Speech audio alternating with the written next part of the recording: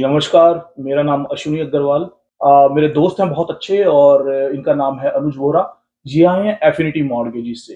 सो आइए बात करते हैं अनुज वोरा जी से, जिनको बहुत लंबा 20 साल का इंटरनेशनल बैंकिंग का एक्सपीरियंस है।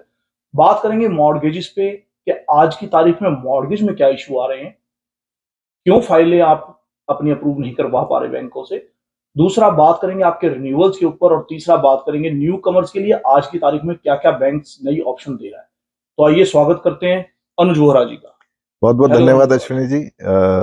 सर, पहले तो आपने टाइम निकाला, आज बहुत बहुत आपका धन्यवाद।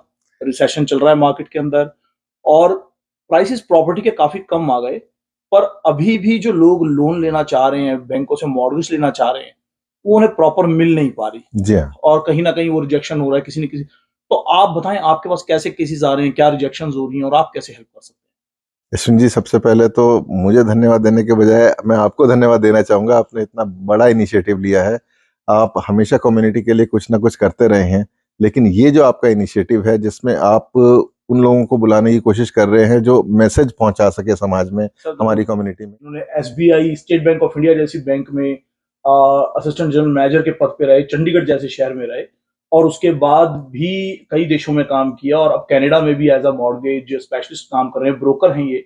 सो बताएं आप इसके बारे में कुछ। अश्विनी जी, जो आपने पहला प्रश्न किया है वो ये कहता है कि आज की डेट में जो प्रॉपर्टी के प्राइसेस हमारे नीचे आ गए, लोगों के पास में अफोर्डेबिलिटी के ऑप्शंस बनने शुरू हुए। हमें लगा कि हम ये खरीद सकते हैं, लेकिन जब वो अपनी फाइल तैयार करते हैं और बैंक में जाते हैं और बात करते हैं तो पता चलता है कि किसी ना किसी वजह से वो क्वालिफाई नहीं कर पा रहे हैं। क्वालिफाई ना कर पाने के कई कारण हो जाते हैं अश्विनी जी। एक बहुत इंपॉर्टेंट कारण होता है इनकम उतनी ना हो पाना जिसपे कि वो उन रेशियोज को टच कर सके जो गवर्नमेंट ऑफ कनाडा के गाइडलाइन है। हालांकि गवर्नमेंट ऑफ कनाडा भी काफी एफर्ट कर रही है। पीछे दिसंबर में उन्होंने नया रूल पास किया है जिसमें फर्स्ट टाइम होम बायर के लिए जो 25 साल की अमोर्टाइजेशन ली जाती थी वो अब 30 साल तक हो सकती है। अमोर्टाइजेशन पे थोड़ा सा मैं बताना चाहूंगा कि ये क्या फर्क पड़ता है इससे। 25 साल की अमोर्टाइजेशन का मतलब ये हुआ कि बैंक से अगर हमने $1 मिलियन लोन लिया है तो सारा हमें 25 साल में वापस करना है। ठीक है जी। तो वो डिवाइड हो जाता है 25 इंटू 12, 300 महीनों से।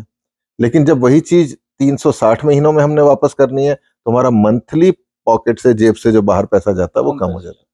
तो अब उतना करने के बाद भी हमारी उम्मीद ये थी कि लोगों में इस चीज की जागरूकता बढ़ेगी और लोगों को उनकी पहुंच तक आ जाएंगे घर जिनके वो सपना देख रहे हैं, किराया दे करके वो अपने मकान मालिकों की मॉर्गेज भर रहे हैं। वो उनका अपना टाइम कब आएगा जब वो अपनी मॉर्गेज भरनी शुरू करेंगे। तो लेकिन नहीं हो पा रहा ऐसा। क्यों नहीं हो पा रहा? उसमें दो तीन वजह हो जाती हैं। पहली वजह तो सबसे बड़ी इनकम की रहती है। अब जॉब की मार्केट उतनी अच्छी नहीं रही कि लोग पहले की तरह उतनी इनकम ले सकें जितनी पहले लिया करते थे। अब इनकम कम हुई है। कई बार क्या होता था कि घर में सब लोगों को जॉब मिली हुई होती थी, 2 अडल्ट हैं, एक बच्चा है 17-18 साल, आजकल यहाँ पे वो करते हैं जॉब। लेकिन अब अच्छे पढ़े लिखे बच्चे भी वो पार्ट टाइम जॉब्स नहीं ले पा रहे हैं। तो ओवरऑल जो एक घर की जिसे घरेलू इनकम, जिसे हाउस होल्ड इनकम कहते हैं, वो नीचे चली गई। अब उसमें आने से जब हम बैंक के पास जाते हैं, बैंक कहते हैं जी ये तो आप, एक बेसिक गाइडलाइन है, गवर्नमेंट कहती है कि अगर आप $100 महीने का कमाते हो तो आप अपनी मॉर्गेज में $44 से ऊपर नहीं दे सकते। मॉर्गेज में आपका कार लोन भी आ गया, आपके क्रेडिट कार्ड की देनदारियां भी आ गई, सभी लाइबिलिटीज आकर के आपके स्कोर पे शो होती है, स्कोर पे आती। तो अब $44 के अंदर में हम क्वालिफाई नहीं कर रहे। क्यों नहीं कर रहे? क्योंकि हमारे रेट ऑफ इंटरेस्ट इतने ऊपर आ गए। जो पहले 1.5-2% पे लोगों ने, ये भी होता है अच्छी गाड़ियां ले ली हमने, या कुछ और ऐसी लाइबिलिटीज क्रेडिट कार्ड की या लाइन ऑफ क्रेडिट की डाल रखी हैं, कुछ अपने बैक होम के अंदर पेरेंट्स को पैसे देने होते हैं तो वो कुछ लाइबिलिटीज बढ़ जाती हैं। मैं बिल्कुल इसी पॉइंट पे आ रहा था। तो होता क्या, हमने ध्यान किन चीजों का रखना है, क्या ऑप्शन हो सकते हैं, किस तरीके से हम उनकी मदद कर सकते हैं। हम उनकी मदद कर सकते हैं क्योंकि कई बैंकों के गाइडलाइंस ऐसे हैं जिसमें एक्सेप्शंस अवेलेबल होते हैं। उसमें एक सिनेरियो होता है। उस सिनेरियो हम क्या करते हैं ना अश्विनी, सबसे बड़ी दिक्कत कहाँ पे आ जाती है, हमारा सबसे बड़ा गुरु आजकल कौन हो गया? गूगल बाबा। और हमें कुछ भी परेशानी आएगी, समस्या आएगी, चलो गूगल बाबा की शरण में, टिक टिक टिक टिक किया, उसने 5-10 टॉप वेबसाइट्स जो होती हैं, जो सबसे ज्यादा चल रही होती हैं, उसमें आए, जो ऊपर से सॉल्यूशन दिखे, आधे हमारी समझ में आए, आधे नहीं समझ में आए। और देखिए, हर व्यक्ति जो है, एक जो ट्रक चलाते हैं या रेस्टोरेंट में काम कर रहे हैं या आईटी प्रोफेशनल्स हैं, सब अपने अपने हुनर के माहिर होते हैं। वो काम उनको कैसे करना है उन्हें बखूबी पता होता है। अब अगर मैं किसी शेफ को बताना शुरू कर दूं कि इतना नमक डाल दो, इतनी मिर्च डाल दो, बात बनेगी नहीं, रेस्टोरेंट से लोग भाग जाएंगे, ये क्या खाना बना दिया। तो इसी तरह से हम लोग इस तरह की ट्रेनिंग लेते हैं, हम लोगों को एज ए मॉर्गेज ब्रोकर इतना ज्यादा एक्सपोजर होता है। अब कल यहाँ पर ब्रैम्पटन में ही पियर्सन में ऑल्टरनेटिव मॉर्गेज लेंडर्स की एक एसोसिएशन थी, उसके अंदर 40 ऑल्टरनेटिव लेंडर्स आए हुए थे जो कि वो सॉल्यूशन लेकर के बैठे हुए थे जिसमें आमतौर पे जब लोग नहीं क्वालिफाई करते तो वो उनकी हेल्प को आगे आते हैं। प्लस साथ में हमारे बीमो के कैपिटल मार्केट के एक्सपर्ट्स थे, रॉन बटलर जिनका काफी नाम है मॉर्गेज ब्रोकरेज की दुनिया में, वो थे। वो लोग जब बातें कर रहे होते तो हम सुनते हैं, हमें पता चलता है कि क्या चल रहा है, आगे क्या होने वाला है। इसके लिए जब फिर क्लाइंट हमसे मिलता है, बात करता है, अपॉइंटमेंट बनाता है, फिर हम उनके साथ बैठते हैं। कोई फीस तो लगती नहीं, देखिए अश्वनी जी, इन चीजों की, लेकिन हम आपकी सिचुएशन को समझ पाते हैं। जैसे पेशेंट डॉक्टर के पास चला जाता है, आप सिम्टम्स अगर प्रॉपर नहीं बताएंगे ना, कोई दुनिया का डॉक्टर ऐसा नहीं है जो सही इलाज कर दे। बिल्कुल ठीक बात है। तो उसी तरह से जब हमारे सामने सिम्टम्स आ जाते हैं, हमें पता चल जाता है कि इस फाइल में इस तरह से, हमें ये पता है कि इस बैंक की इस पॉलिसी में ये फाइल कवर हो सकती है, या उस बैंक की उस पॉलिसी में वो फाइल कवर हो सकती और है। वैसे भी अनुज, गूगल पे ज्यादातर ना, जैसे हम भी, लाइक मैं भी मीडिया में इतने सालों से हूँ, या मार्केटिंग अपनी मैं खुद करता हूँ काफी चीजों की, तो मैंने यही देखा कि गूगल पे वो चीजें ऊपर आती हैं जिसके अंदर गूगल को पैसे दिए गए हों, स्पॉन्सर्ड एड्स हों, या फिर पीछे आईटी वाले को पैसे दिए हों और कीवर्ड्स के बेस पे काम कर रहा है, तो वहां पे रोल ज्यादा, पहले थोड़े टाइम पहले तक जेन्युइन बहुत होता था, अब थोड़ा सा उसमें पैसे का रोल बहुत बड़ा आ गया है। हर दूसरे घर में मार्केटिंग एजेंसी वाले बैठे हैं, they are working hard to bring his own client on the top. बिल्कुल। अब उसे कितना आता है कितना नहीं आता, लाइसेंस सबके पास है, बट किसका कितना एक्सपीरियंस है वो उस पर शो नहीं होता।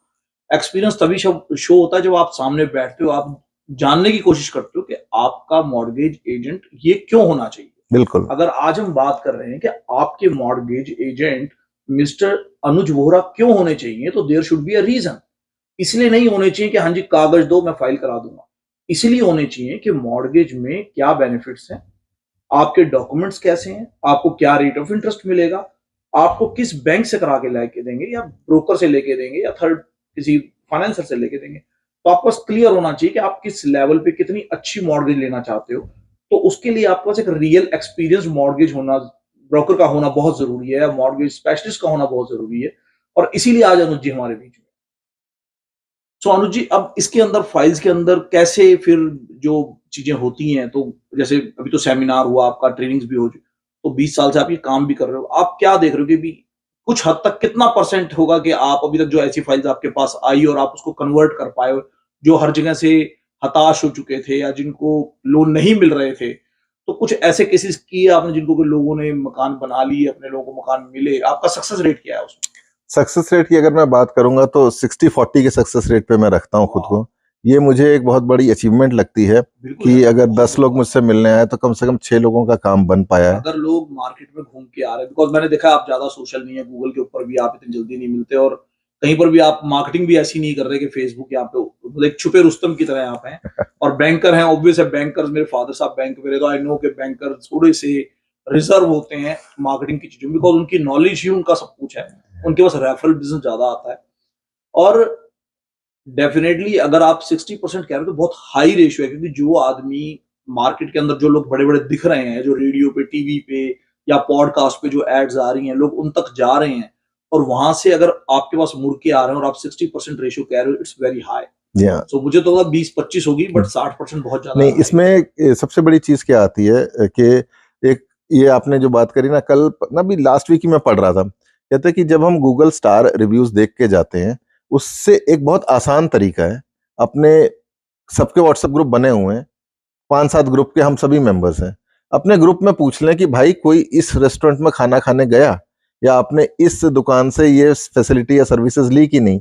अपने जानकारों से रिव्यू लें, वो बेस्ट होगा, एटलीस्ट वो अनपेड होगा और उसने उस चीज को ऑब्जर्व किया हुआ है, जेन्युइन है, तो वो रिव्यू आएगा। तो उसी तरह से हमें लोग मिलते हैं, फोन आते हैं, लोग बात करते हैं कि जी आपने उनकी हेल्प करी थी, थोड़ा सा हमारा देख सकते हैं क्या आप। फिर हम बात करते हैं कि हाँ नहीं इस तरह से हो सकता है।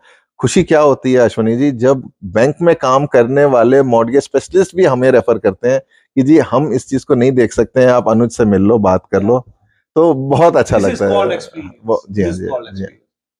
अनुज जी बहुत अच्छी बात है। तो अब इसके अंदर कुछ और कहना चाहेंगे आप इस सेम इशू के ऊपर, या मैं अगले इसमें एक बहुत इंपॉर्टेंट पॉइंट मैं दर्शकों के साथ शेयर करना चाहूंगा कि आप जो पुराने कनाडा में रह रहे हैं, उन सबके पास घर हैं, जिनके पास, ये उनके लिए जरूरी चीज है, उन सबकी रिन्यूअल्स आ रही हैं।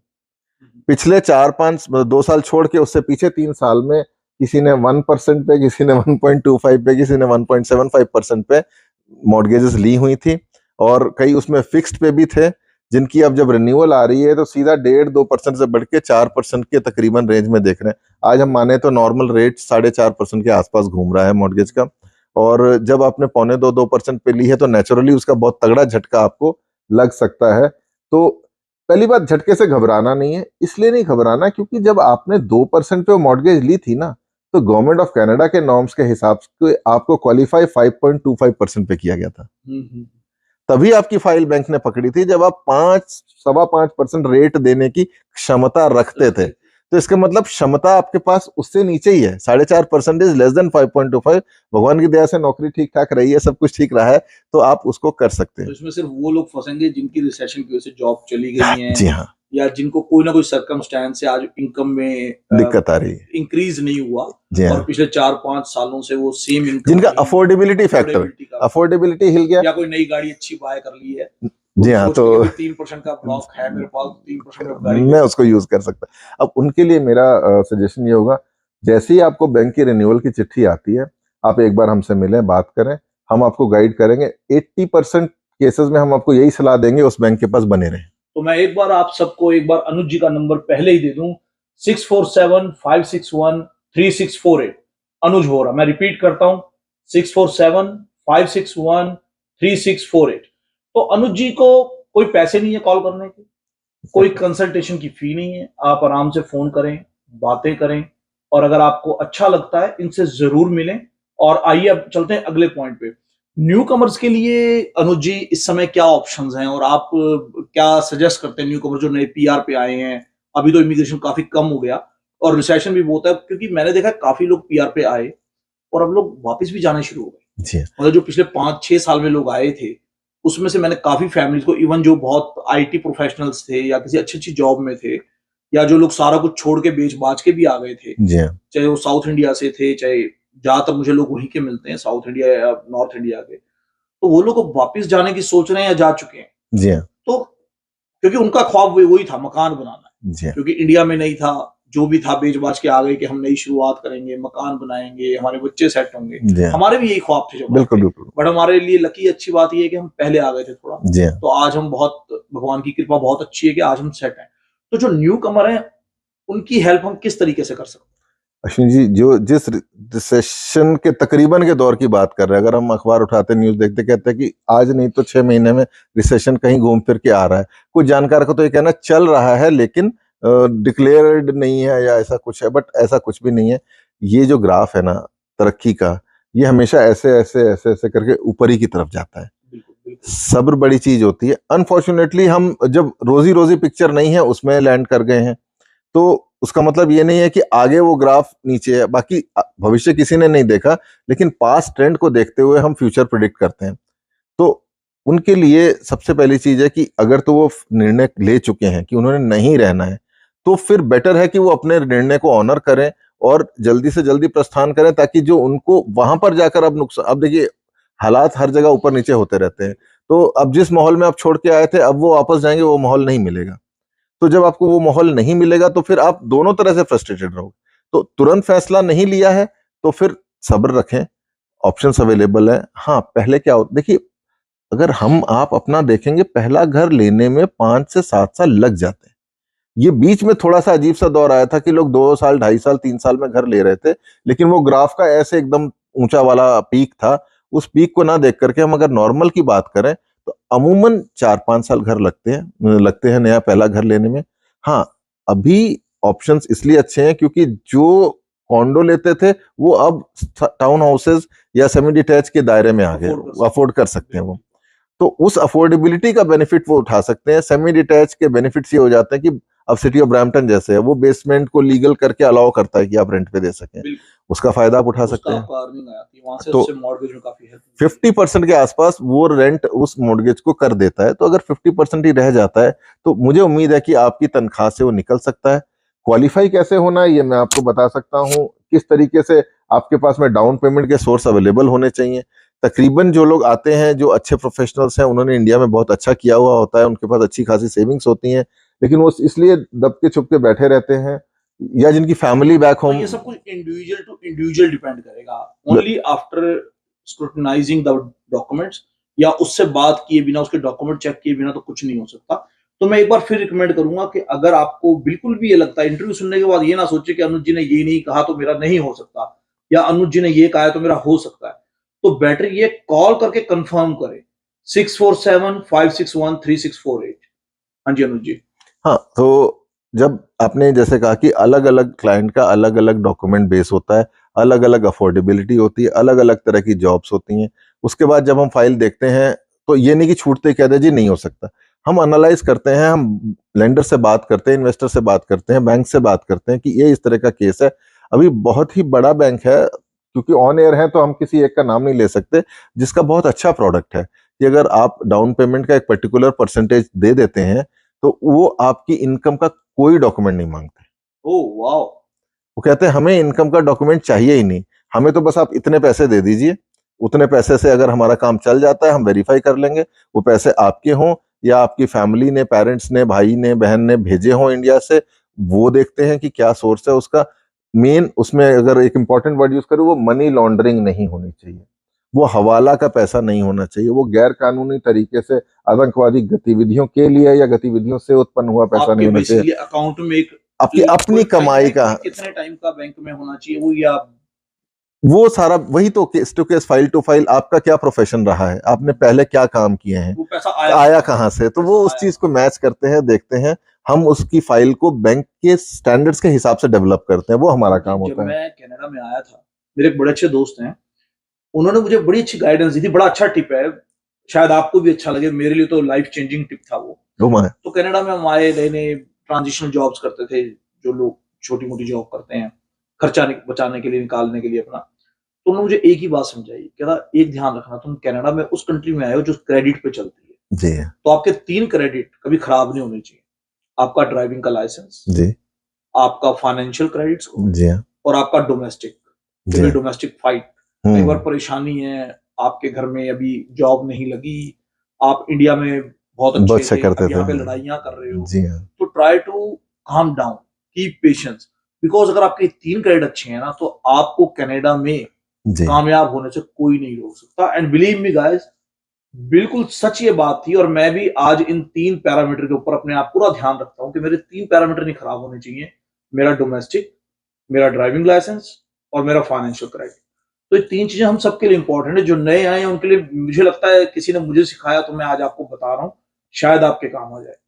अश्विनी, जो आजकल टाइम चल रहा है ना, उसमें ये समस्याएं आ जाती हैं, और जो सलाह आपने आज दी है ना, मैं कहता हूँ इस सलाह को अगर कोई परसेंटेज वाइज भी मान लेता है ना, उसको कभी कोई तकलीफ नहीं होगी, वो अपनी चीजों को अच्छे से मैनेज कर पाएगा। अपने क्रेडिट की बात करी, फाइनेंशियल क्रेडिट की, एक बहुत इंपॉर्टेंट चीज लोन अप्रूवल में हमें आती है प्रॉब्लम, और जब मैं देखता हूँ तो मैं उनसे कहता हूँ आप 6 महीने पहले क्यों नहीं मिले, आप आज मिल रहे हो। वो क्या करते हैं, अपना क्रेडिट जब खराब हो चुका होता है ना, कभी रिव्यू ही नहीं किया, कभी खोल के देखा ही नहीं। हर बैंक की मोबाइल ऐप में आप अपना देख सकते हो क्रेडिट स्कोर, उसके कोई ना पैसे लगते हैं ना ही आपका क्रेडिट स्कोर हिट होता है। एक ये बहुत बड़ा भ्रम है कि जी अगर मैंने अपना क्रेडिट स्कोर देख लिया। एक चीज बताएं, ये तो सबको पता है, अच्छा, ये बात तो सबको पता है क्योंकि हो जाता है, फिर देखते हैं हम इंडियन तो हिंदुस्तानी तो ज्यादातर जो अकाउंट्स में उनकी बात नहीं करूंगा, बट हम जैसे लोग तो ऐसे ही।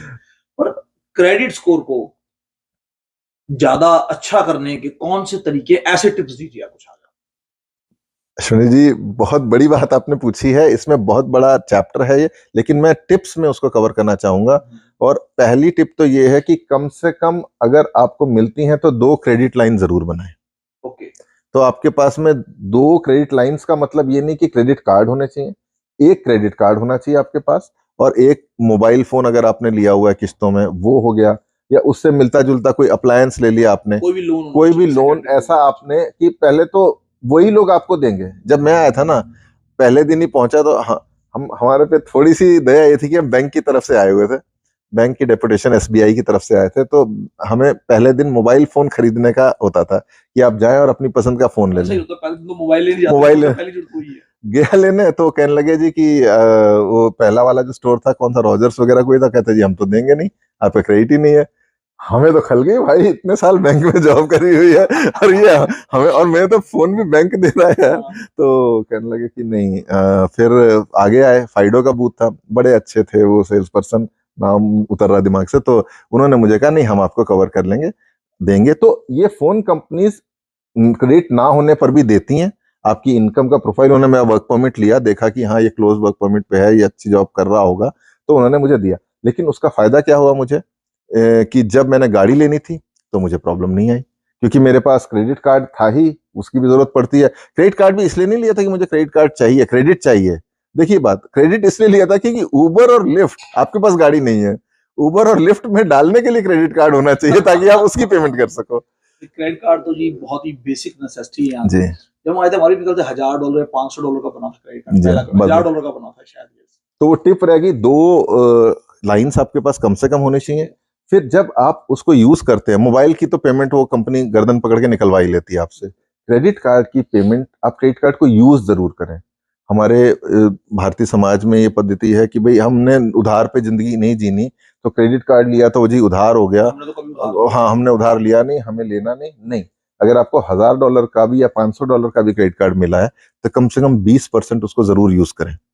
$1000 का मिला हुआ है तो उसको $400 तक लेके जाएं, 450 तक भी ले जा सकते हैं, चाहे उसके अगले दिन पेमेंट कर दें, हफ्ते बाद कर दें, 10 दिन बाद कर दें, स्टेटमेंट डेट पे कर दें। जब तक आप स्टेटमेंट डेट पे पेमेंट कर रहे हो तो आपको वो नुकसान नहीं, ना तो इंटरेस्ट का लॉस हो रहा है, ना कोई फीस लग रही है। उससे क्या हो रहा है कि कंपनी को पता चलता जा रहा है ये ईमानदार व्यक्ति है। दूसरे तरीके से देखें ना, क्रेडिट कार्ड मैंने भी मतलब धीरे धीरे एक्सपीरियंस किया, क्योंकि वो इंडियन वाली बात है। बेसिकली आप बैंक के पैसे से शॉपिंग कर रहे हो। जी हाँ, जी हाँ, बिल्कुल।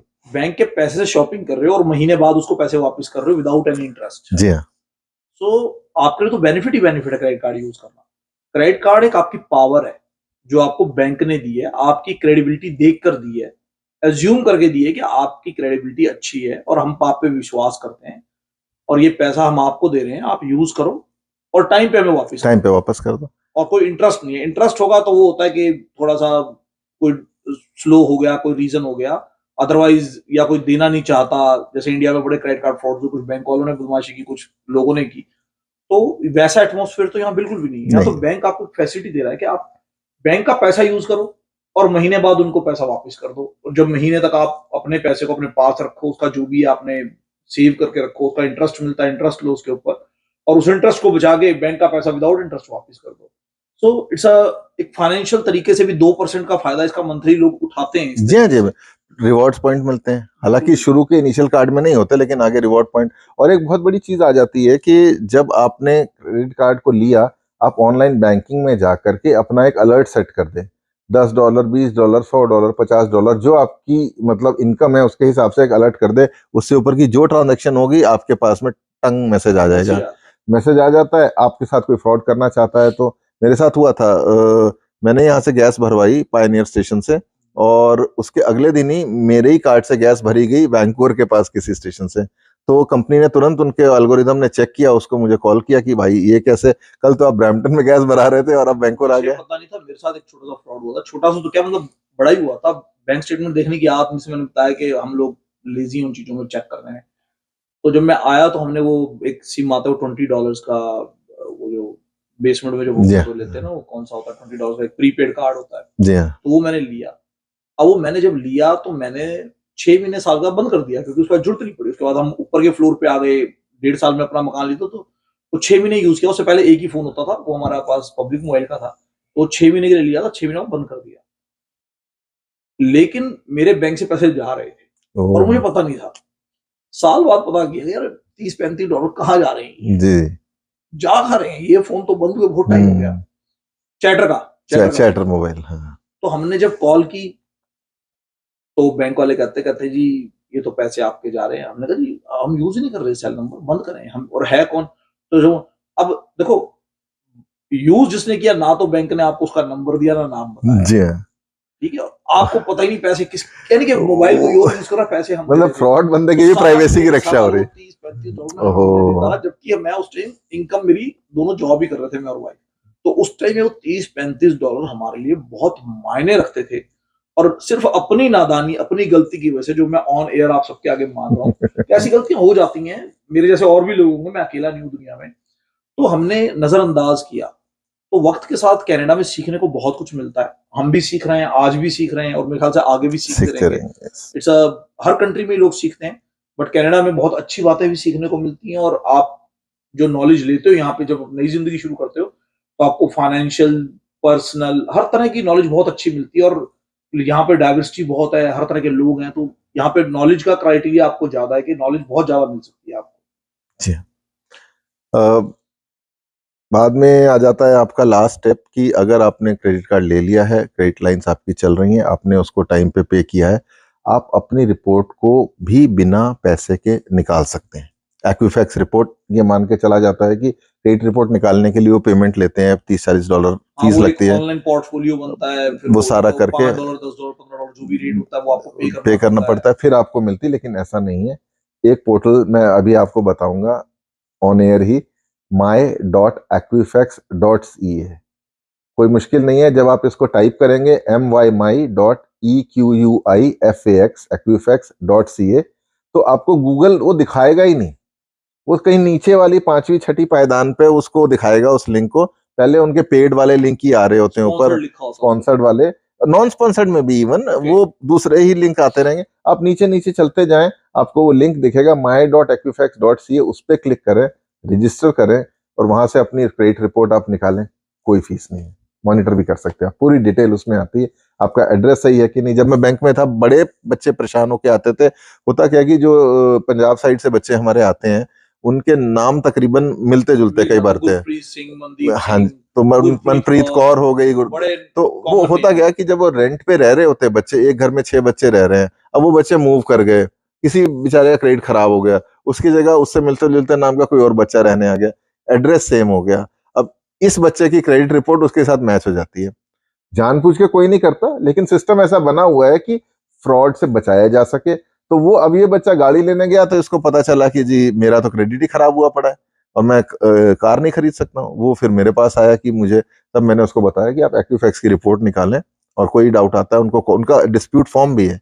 अगर आप गूगल करते हैं ऑनलाइन डिस्प्यूट फॉर्म एक्विफैक्स, बस इतना करें, उनका फॉर्म आ जाएगा, उस पर रजिस्टर करें, जो आपकी प्रॉब्लम है बताएं, ठीक हो जाती है। और अगर आप जीटीए में रहते हैं तो नॉर्थ चौक में उनको ऑफिस है, वॉक इन करें, एड्रेस गूगल पे मिलेगा आपको एक्विफैक्स का, और ठीक करा लें अपनी। तो आज ये इतने सारे टिप्स हमने लिए हैं, अगर इनमें से कुछ भी आप यूज करेंगे, तो मुझे लगता है चाहे हम पुराने यहाँ पे रह रहे हैं और चाहे न्यू कमर्स जो आए हैं, उन सबको कुछ ना कुछ तो फायदा इससे होने वाला है। और अगर इसके बावजूद भी कोई सलाह करनी है, कोई क्वेश्चंस पूछने हैं, अनुज जी हमेशा अवेलेबल हैं आपके लिए। 647-561-3648 नंबर पर आप इन्हें कॉल कर सकते हैं।